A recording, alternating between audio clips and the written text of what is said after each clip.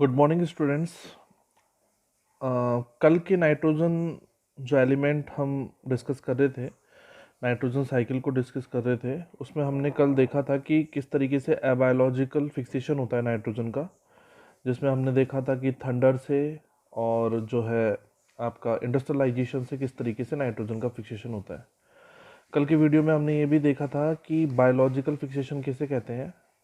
अगर मैं biological fixation की या बायोलॉजिकल नाइट्रोजन फिक्सेशन की डेफिनेशन दूं तो यहाँ से जो डेफिनेशन है वो निकल के आती है: the process of conversion of atmospheric nitrogen to organic और inorganic nitrogenous compound by the micro organism is called biological nitrogen fixation.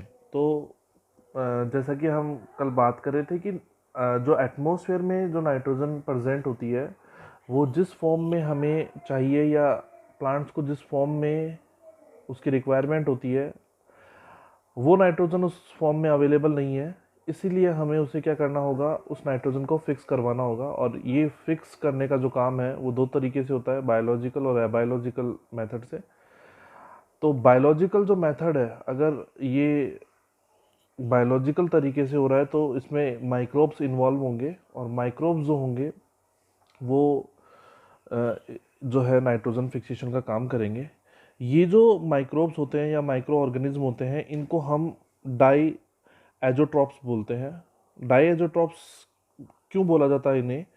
इसके पीछे रीज़न ये है कि आप लोगों ने देखा होगा कि नाइट्रोजन जो है, नाइट्रोजन नाइट्रोजन की जो मॉलिक्यूल है, एक मॉलिक्यूल, उसके बीच में 3 कोवलेंट बॉन्ड है। और इसीलिए क्योंकि आप लोगों ने देखा होगा 2 नाइट्रोजन जो है के जो एटम है वो यहाँ जुड़ करके एक नाइट्रोजन का मॉलिक्यूल बना रहे हैं। तो ये जो माइक्रोब्स हैं इनको डायजेट्रोप्स इसलिए बोला जाता है क्योंकि ये जो है इस जो नाइट्रोजन है इसका ब्रेक डाउन करते हैं, या हम ये बोलें इसको फिक्स करने का काम करते हैं। इसलिए इन्हें हम कॉमनली डायजेट्रोप्स कहते हैं। नाउ जो हम बात कर रहे थे कल की, जो फ्री लिविंग है, फ्री लिविंग में हमने क्लोस्ट्रीडियम जो अनाएरोबिक बैक्टीरिया है उसकी बात की थी, एजोटोबैक्टर की बात की थी, वो भी फ्री लिविंग है। उसके साथ साथ में ब्लू ग्रीन एल्गा की हमने बात की थी। इन ब्लू ग्रीन एल्गा को हम साइनोबैक्टीरिया भी कहते हैं। ये फ्री लिविंग होते हैं। फ्री लिविंग से मतलब ये है कि ये किसी के साथ में सिम्बायोसिस या सिम्बायोटिक रिलेशनशिप शो नहीं करेंगे। तो ये जो ब्लू ग्रीन एल्गा होते हैं इनके अंदर एक स्पेशल सेल पाई जाती है जिसे हम हेट्रोसिस्ट सेल बोलते हैं। और ये हेट्रोसिस्ट सेल जो है वो नाइट्रोजन का फिक्सेशन का काम करती है। ध्यान देना, आप लोगों का यहाँ एक छोटा क्वेश्चन, बहुत इम्पोर्टेंट क्वेश्चन बनता है यहाँ से कि जो ब्लू ग्रीन एल्गा होते हैं उनमें ऐसी कौन सी सेल पाई जाती है जिससे नाइट्रोजन फिक्सेशन होता है। तो आपका आंसर होगा हेट्रोसिस सेल्स जो हैं वो पाई जाएंगी आपके ब्लू ग्रीन एल्गा में, जो कि आपके नाइट्रोजन फिक्सेशन का काम करेंगे। उसके साथ साथ में यहाँ एक और इम्पोर्टेंट क्वेश्चन जो है वो ये है कि जो ब्लू ग्रीन एल्गा है उनके अंदर जो मोलिब्डेनम है, मोलिब्डेनम जो एक एलिमेंट है, वो इन ब्लू ग्रीन एल्गा को एक्टिव, या जो नाइट्रोजन फिक्सेशन में उसमें एक्टिव रोल प्ले करने का या उसको एक्टिवेट करने का जो काम करता है वो मोलिब्डेनम करता है ब्लू ग्रीन एल्गा में। दूसरा जो है, ये तो हुई हम बात कर रहे थे फ्री लिविंग बैक्टीरियाज की या फ्री लिविंग माइक्रोब्स की, जो किसी के साथ में सिम्बायोटिक एसोसिएशन शो नहीं करते हैं और आपका जो नाइट्रोजन फिक्सेशन का काम करता है। उसके साथ साथ में दूसरा जो है वो है सिम्बायोटिक एसोसिएशन वाले जो माइक्रो ऑर्गेनिज्म हैं, जो एक तरीके से म्यूचुअलिस्टिक रिलेशनशिप शो करते हैं। जैसा कि मैंने यहाँ लिख भी रखा है, म्यूचुअलिस्टिक रिलेशनशिप से मतलब है कि म्यूचुअल अंडरस्टैंडिंग। तो ये जो कुछ बैक्टीरियाज हैं या मैं कहूँ कुछ माइक्रोब्स हैं, वो प्लांट के साथ में जो है म्यूचुअलिस्टिक रिलेशनशिप शो करते हैं। म्यूचुअलिस्टिक रिलेशनशिप से मतलब वही है, सपोज आप 2 फ्रेंड्स हैं, कहीं पढ़ने गए हैं और आप लोगों ने एक रूम किराए पे लिया है, रेंट पे लिया है, और वहाँ रह रहे हैं। तो आप में से एक को किसी को खाना बनाना आता है और दूसरे को खाना नहीं आता है, तो आप डेफिनेटली म्यूचुअली एक दूसरे को कंट्रीब्यूट किस तरीके से करेंगे? जिसको खाना बनाना आता है उसको आप रॉ मटेरियल ला के दे सकते हैं या उसकी हेल्प करवा सकते हैं। जैसे मैं कहूँगा अगर आपको चपाती बनानी है तो आप उसकी हेल्प करवा सकते हैं कि मार्केट से उसको वो रॉ मटेरियल यानी कि फ्लूर वगैरह आप ला करके दे दें। तो ये एक तरीके से दोनों जो आप फ्रेंड्स हैं वो एक म्यूचुअल अंडर या रिलेशनशिप शो कर रहे हैं। क्योंकि एक काम आपको आता है, दूसरा काम आपको नहीं आता है। ठीक उसी तरीके से ये जो माइक्रोब्स होते हैं, ये जो है म्यूचुअलिस्टिक रिलेशनशिप शो करते हैं प्लांट्स के साथ में। इससे मतलब ये है कि ये माइक्रोब्स वहाँ उस प्लांट में रहेंगे, मतलब शेल्टर प्लांट्स का लेंगे, बदले में प्लांट्स को ये कुछ देंगे। यानी कि प्लांट्स को क्या देंगे, ये नाइट्रोजन फिक्स करके देंगे, या नाइट्रोजन प्लांट्स को जिस फॉर्म में चाहिए वो उस फॉर्म में अवेलेबल करवाएंगे, और बदले में प्लांट्स इनको एक तो शेल्टर देगा, उसके साथ साथ में इनको जो है इनके रिक्वायरमेंट, जैसे फूड की रिक्वायरमेंट है तो वो भी इनको प्रोवाइड करवाएगा। तो आप लोग म्यूचुअलिस्टिक रिलेशनशिप का मतलब समझ गए होंगे। दूसरी जो बात है, जैसे हम बात करें कि अगर हम इन म्यूचुअलिस्टिक रिलेशनशिप को अंडरस्टैंड करना शुरू करें, तो सबसे पहले बात करते हैं हम राइजोबियम की, और ब्रेडी राइजोबियम की बात करते हैं। ये स्पीसीज़ हैं, राइजोबियम की स्पीसीज़ हैं। ये क्या करते हैं, ये नोड्यूल फॉर्म करते हैं। मतलब जो पेड़ होता है, जो आपके लेग्यूमिनस प्लांट, जैसा कि कल मैंने आपको बताया था, फलीदार पौधे जो होते हैं जिनके फलियां लगती हैं, दालों वाले पौधे बेसिकली हम उसको ये कह सकते हैं, तो उनकी जो जड़ होती हैं, उनकी जड़ों के अंदर ये गांठ बनाने का काम करता है। इसका मतलब नोड्यूल बनाने का काम करते हैं। तो ये राइजोबियम की स्पीसीज हो गई। तो ये सिम्बायोटिक एसोसिएशन शो कर रहे हैं लेग्यूमिनस प्लांट के साथ में, फलीदार पौधों के साथ में। दूसरा जो है, ये क्या करेंगे, ये काम क्या करेंगे, जो नाइट्रोजन है उसको फिक्स कर देंगे नाइट्रेट में। मैंने कल आपको बताया था NO2, nitrogen dioxide, nitrogen trioxide, उसके अंदर कन्वर्ट कर देंगे, जो प्लांट इसको आसानी से एब्जॉर्ब कर सकते हैं। दूसरा जो है वो है एजोराइजोबियम स्पीसीज। ये जो है, ये एजोराइजोबियम की जो स्पीसीज है, ये जो है वो स्टेम नोड्यूल बनाएंगे, मतलब ये तने के अंदर जाकर के गांठ बनाने का काम करेंगी। तो ये जो है, ये देखने को मिलता है हमें सस्बेनिया में। किसमें देखने को मिलेगा, हमें सस्बेनिया के प्लांट में देखने को मिलेगा, जिसमें स्टेम के अंदर नोड्यूल बनते हैं, यानी कि तने के अंदर गांठें बनने का काम होता है यहाँ पे। उसके साथ साथ में आप लोगों ने फ्रैंकिया का नाम सुना होगा। फ्रैंकिया जो है वो एक एलेगुमिनस प्लांट है। तो यहाँ एक और छोटा क्वेश्चन आप लोगों से इंपॉर्टेंट बनता है कि एक ऐसा सिम्बायोटिक बैक्टीरिया का एग्जांपल दीजिए जो एलेगुमिनस प्लांट के अंदर जो है वो नोड्यूल फॉर्मेशन का काम करेगा। तो आपका आंसर होगा फ्रैंकिया, जो एलेनस के अंदर बनाता है, जो कि एलेनस जो है वो एक एलेगुमिनस प्लांट है, यानी कि फलीदार पौधा नहीं है। तो ये एक सिम्बायोटिक एसोसिएशन शो करेगा फ्रैंकिया एलेनस प्लांट में। उसके साथ साथ में हम लोगों ने पढ़ा था टेरिडोफाइटा। टेरिडोफाइटा में एक इंपॉर्टेंट टेरिडोफाइटा आता है अजोला। अजोला की जो लीव्स होती हैं उनके अंदर जो एनाबीना नोस्टोक, नाम सुना होगा आप लोगों ने, ये जो है वो एक सिम्बायोटिक एसोसिएशन शो करता है। तो ये यहाँ जो है कुछ एग्जांपल्स हैं आपके सिम्बायोटिक एसोसिएशन के, जो कि नाइट्रोजन फिक्सेशन में हेल्प करते हैं। ये सारे के सारे एग्जांपल मैंने जो यहाँ लिखे हैं, ये नाइट्रोजन फिक्सेशन का काम करते हैं। अब आगे जो है हमें ये देखना है कि जो राइजोबियम है उसके अंदर, क्योंकि हमारे सिलेबस में जो मेन जो हाईलाइट किया हुआ पोर्शन है वो ये है कि राइजोबियम में, ये राइजोबियम जो बैक्टीरिया होते हैं वो किस तरीके से नोड्यूल का फॉर्मेशन करते हैं रूट्स के अंदर, या लेगुमिनस प्लांट के अंदर जो नोड्यूल बनते हैं आपके, जो गांठ बनती है, या मैं बोलूँ कि जो सेल का क्लस्टर बनता है, गुच्छा बनता है उनकी जड़ों में, वो कैसे बनता है। तो वो हम अब आगे वाले वीडियो में देखेंगे।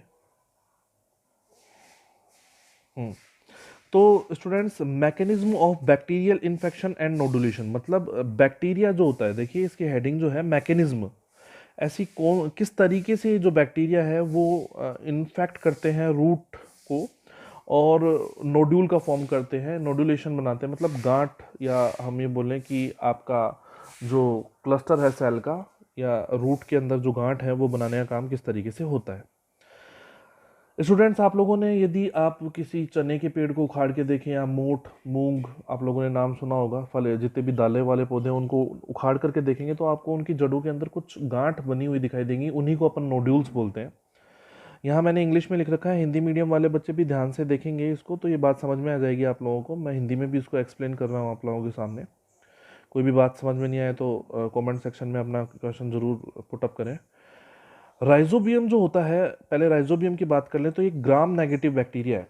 ग्राम नेगेटिव बैक्टीरिया, आप लोगों ने 11th क्लास में जब बैक्टीरिया पढ़ा होगा तो आप लोगों ने देखा होगा कि ये जो बैक्टीरिया होते हैं ये आसानी से स्टेन नहीं होते हैं। इनके ऊपर एक लेयर पाई जाती है जिससे ये स्टेन नहीं होते हैं, इसलिए हम इनको ग्राम नेगेटिव बैक्टीरिया बोलते हैं। इनकी जो शेप होती है वो रोड शेप्ड होती है, और ये लेग्यूमिनस प्लांट को जो है वो इन्फेक्ट करते हैं, या मैं बोलूँ लेग्यूमिनस प्लांट जो होते हैं उनके अंदर नोड्यूल का फॉर्मेशन बनाते हैं या गांठ बनाने का काम करते हैं। अब ये गांठ बनाने का काम किस तरीके से करते हैं, इसको मैंने कुछ स्टेप्स में यहाँ समझाने की कोशिश की गई है। तो आप लोग इसको ध्यान से देखिए। सबसे पहला जो काम होता है वो क्या होता है कि ये कहाँ होंगे ये बैक्टीरिया होते हैं आपके सोयल के अंदर। तो सोयल के अंदर इनिशियली सबसे पहले क्या होगा, लेग्यूम प्लांट रूट सिक्रेट ए ग्लाइकोप्रोटीन। इसका मतलब ये है कि जो लेग्यूम प्लांट होते हैं, लेग्यूमिनस या फलीदार जो पौधे होते हैं, इनकी जो जड़ें होती हैं या जो इनकी जो रूट हेयर्स होते हैं वो एक स्पेशल प्रकार का ग्लाइकोप्रोटीन निकालते हैं जिसको हम लेटिन बोलते हैं। ये लेटिन जो है मिट्टी के अंदर जो राइजोबियम बैक्टीरिया की स्पीसीज होती हैं उनको अट्रैक्ट करता है अपनी तरफ। तो एक क्वेश्चन यहाँ से बन गया आप लोगों का कि लेग्यूमिनस प्लांट की जो रूट है वो एक ग्लाइकोप्रोटीन जिसका नाम है लेटिन वो रिलीज करती हैं, जिससे ये राइजोबियम की जो स्पीसीज है वो अट्रैक्ट होती है रूट हेयर्स की तरफ। फिर जो नेक्स्ट है वो है due to the effect of auxin and cytokinin. देखो रूट हेयर जो होता है, आप लोगों ने 11th में पढ़ा होगा रूट हेयर के स्ट्रक्चर। रूट हेयर जो होता है, अगर मैं बात करूँ तो रूट हेयर से ही वाटर का एब्जॉर्प्शन होता है, और बहुत ही पतले पतले थ्रेड होते हैं सबसे, और एपिडर्मिस की आउट ग्रोथ होती है, यानी कि बाहर जो चरम होती है, बाहर वाली जो चरम होती है रूट की, उसकी बाहर की जो एक आउट ग्रोथ यानी कि अतिवृद्धि होती है उसको ही अपन रूट हेयर बोलते हैं। तो रूट हेयर, अधिचरम, अधिचरम के बाद में आता है, अंदर आता है कोर्टेक्स की सेल्स आती हैं, फिर कोर्टेक्स की सेल्स के बाद में जो है आपकी एंडोडर्मिस आती है, अंतस्तरम जो आती है, फिर परिरंभ आता है, परिरंभ के बाद में फिर आपका जाइलम आता है, सॉरी फ्लोएम आता है, फिर जाइलम आता है, ये आपके वस्कुलर बंडल आ जाते हैं। तो स्टूडेंट्स आप लोगों को ये ध्यान देना होगा कि रूट हेयर जो होते हैं, यहाँ रूट हेयर सबसे पहले इन्फेक्टेड होते हैं। इन्फेक्टेड कैसे होंगे कि रूट हेयर्स के टिप्स के ऊपर, यानी कि उनकी जो शीर्ष भाग होता है उसके ऊपर साइटोकाइनिन और ऑक्सीन जो एंजाइम होते हैं वो बहुत ज़्यादा मात्रा के अंदर एक्टिव होकर के, और उसकी जो टिप होता है या शीर्ष भाग होता है रूट हेयर का, उनको एक तरीके से टीयर कर देते हैं या फाड़ देते हैं या उसको छिद्रित कर देते हैं, जिससे जो अट्रैक्ट हुए हुए जो मैं कहूँ बैक्टीरिया राइजोबियम की स्पीसीज़ है वो उसमें एंटर करती हैं। जैसे ही ये एंटर करती हैं तो ये जो आपका जो रूट हेयर होता है या मूल रोम होता है, इसका आगे वाला हिस्सा हुक के रूप में, मैंने यहाँ पे आपको समझाने की कोशिश की है, ये कर्ल हो जाता है, टिप जो होता है वो मुड़ जाता है, कर्ल हो जाता है और एक हुक की तरह की स्ट्रक्चर बना लेता है, ये कर्लिंग हो जाती है इसकी। अब कई बुक में ये दे रखा है कि ये कर्ल जो होते हैं ये पहले होता है और बाद में इन्फेक्टेड होता है, और कई बुक्स के अंदर ये बात लिख रखी है कि जो है राइजोबियम के बैक्टीरिया जब रूट हेयर के अंदर चले जाते हैं उसके बाद में ये कर्ल होता है। तो आप लोग कंफ्यूज ना हो, राइजोबियम के बैक्टीरिया जब रूट हेयर के अंदर जब चले जाते हैं उसके बाद में ये ऐसे कर्ल यानी कि ये ऐसे मुड़ जाता है ये आपका रूट हेयर। अब जो है आगे जो है ये एक हुक शेप बना लेता है। उसके बाद में जब ये अंदर की तरफ एंटर करता है तो बहुत सारे बैक्टीरिया जब रूट हेयर के अंदर एंटर करेंगे, तो आप देखो जैसे ये रूट हेयर के अंदर एंटर कर गए ये बैक्टीरिया, तो ये जो है एक थ्रेड की तरह यानी कि एक धागे की नुमा संरचना बना लेते हैं, और ये धागे नुमा संरचना क्या करेगी, आपकी जो रूट हेयर के नीचे या मैं बोलूँ अधिचरम के नीचे जो कोर्टेक्स की सेल्स होती हैं उन कोर्टेक्स की सेल्स के अंदर जाकर के घुस जाती हैं या पेनेट्रेट कर देती हैं, और वहाँ जाकर के ये जो बैक्टीरिया है, इन बैक्टीरिया को हम बैक्टेरोइड्स बोलते हैं। ये बैक्टेरोइड्स वहाँ जाकर के जो होती हैं, जैसे मैंने बोला the external bacteria into the root hair are called the bacteroid. The plasma membrane of the invaded root hair cell show the infolding and produce the thread like structure called the infected thread. मैंने आप लोगों को बताया कि ये hook shape बना करके ये जो आपको बैक्टेरोइड जो इसके अंदर एंटर हो जाएंगे, क्योंकि जो बैक्टीरिया है उनको हम बैक्टेरोइड बोलेंगे जो इसके अंदर एंटर हो जाएंगे, ये बैक्टेरोइड जो होते हैं आपका इसी को हम इन्फेक्टेड थ्रेड बोलते हैं।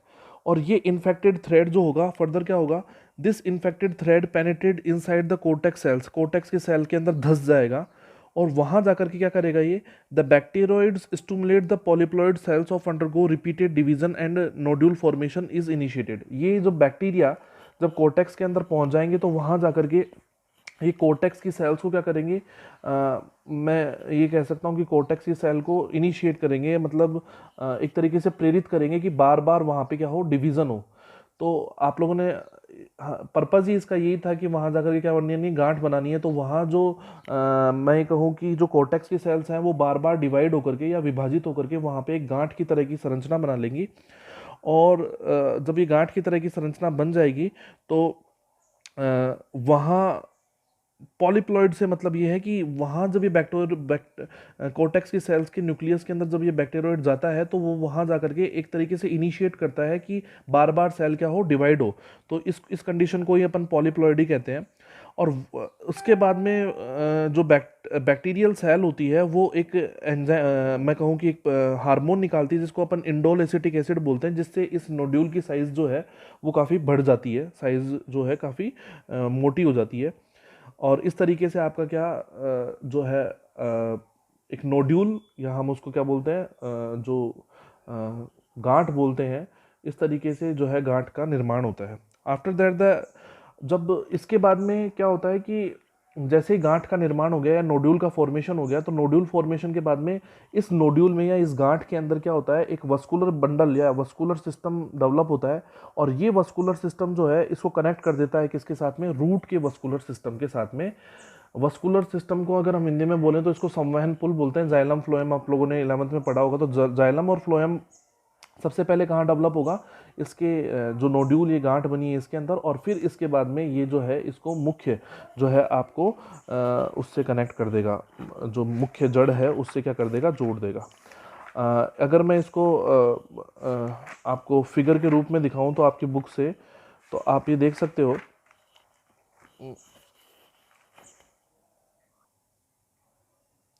आप देख सकते हो सबसे पहले ये बैक्टीरिया है सोयल के अंदर, ये सोयल के पार्टिकल्स हैं और ये रूट हेयर है।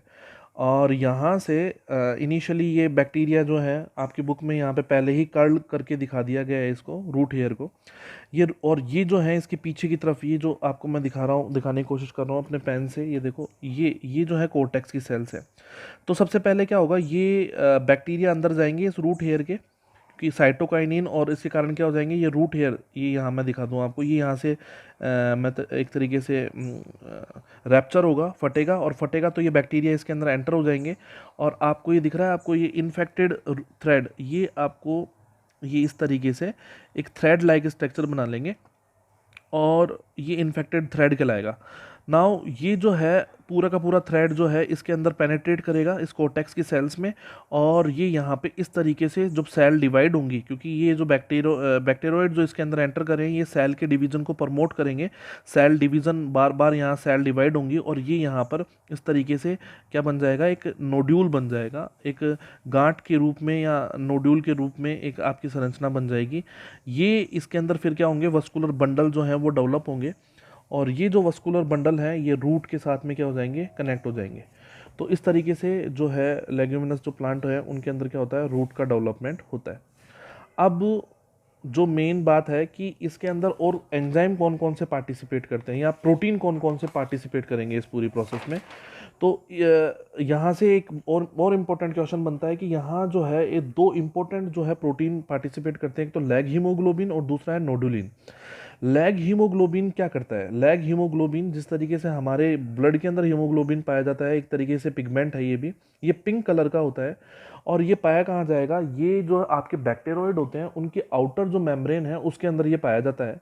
एक्चुअली ये जो हीमोग्लोबिन है ये करने क्या काम करता है, ये ऑक्सीजन को एब्जॉर्ब करने का काम करता है। ध्यान देना कि ये जो बैक्टीरियोइड होते हैं इनके अंदर एक एंजाइम पाया जाता है जिसको हम नाइट्रोजनेज एंजाइम बोलते हैं। ये नाइट्रोजनेज एंजाइम अगर ऑक्सीजन होगी तो ये बिल्कुल भी फंक्शन नहीं करेगा। तो इसकी फंक्शनिंग के लिए ऑक्सीजन की रिक्वायरमेंट बिल्कुल भी नहीं चाहिए, यानी कि अगर कंडीशंस एरोबिक होंगी तो ये नाइट्रोजनेज एंजाइम बिल्कुल काम नहीं करेगा। इसकी वर्किंग के लिए एरोबिक कंडीशन या अनएरोबिक कंडीशन की रिक्वायरमेंट होती है।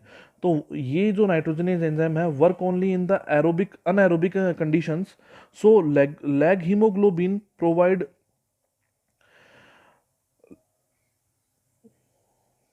सच एनारोबिक कंडीशन। लैग हीमोग्लोबिन जो होता है अनएरोबिक कंडीशन प्रोवाइड करवाता है, क्योंकि लैग हीमोग्लोबिन जो होता है ऑक्सीजन को क्या करता है, एब्जॉर्ब कर लेता है।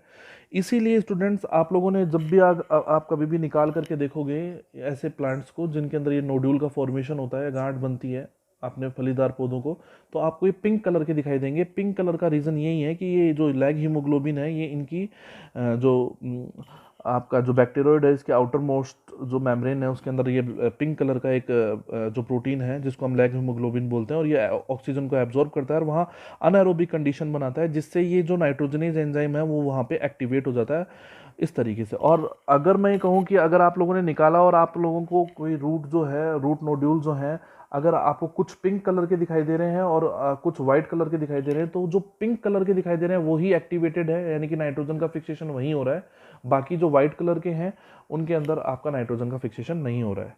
उसके साथ साथ में दूसरा जो है वो नोडुलिन है। नोडुलिन भी एक तरीके से प्रोटीन है जो इंपॉर्टेंट रोल प्ले करता है। ये अलग अलग स्पीसीज में अलग अलग तरीके से होता है, और ये जो है एक तो नोड्यूल की स्ट्रक्चर के अकॉर्डिंग होता है, और दूसरा जो है ये नाइट्रोजन एंड कार्बोहाइड्रेट्स के मेटाबॉलिज्म में इंपॉर्टेंट रोल प्ले करता है। तो इस तरीके से आप लोगों ने देखा कि किस तरीके से नोड्यूल का फॉर्मेशन होता है। इसके साथ साथ में जो सिम्बायोटिक एसोसिएशन है, आप लोगों ने देखा उसमें होस्ट और बैक्टीरिया। होस्ट तो कौन हो गया, आपका जो लेग्यूमिनस प्लांट है वो होस्ट। उस होस्ट के अंदर तो कौन सा जीन पाया जाता है, नोड जीन। उसके साथ साथ में बैक्टीरिया जो होता है उसमें निफ एंड फिक्स जीन पाए जाते हैं। तो ये दोनों ही जो होस्ट के अंदर पाया जाने वाला जीन है और निफ और फिक्स जीन बैक्टीरिया का, ये दोनों ही सिम्बायोटिक एसोसिएशन में एक इंपॉर्टेंट रोल प्ले करते हैं, और इसी से सिम्बायोसिस एसोसिएशन इनके बीच में हो पाता है और नाइट्रोजन का फिक्सेशन होता है। तो आई होप ये बात आप लोगों को समझ में आई होगी। अगर कोई भी बात आप लोगों को इससे रिलेटेड समझ में नहीं आ रही है तो आप लोग जो है मुझे अपने कमेंट सेक्शन में आकर के ज़रूर लिखें। और आज की वीडियो में इतना ही। नेक्स्ट वीडियो में मैं आप लोगों को आगे की किस तरीके से जो नाइट्रोजनेज एंजाइम है वो फंक्शनिंग करता है और नाइट्रोजन का फिक्सेशन करता है उसके बारे में बताऊंगा। Thank you.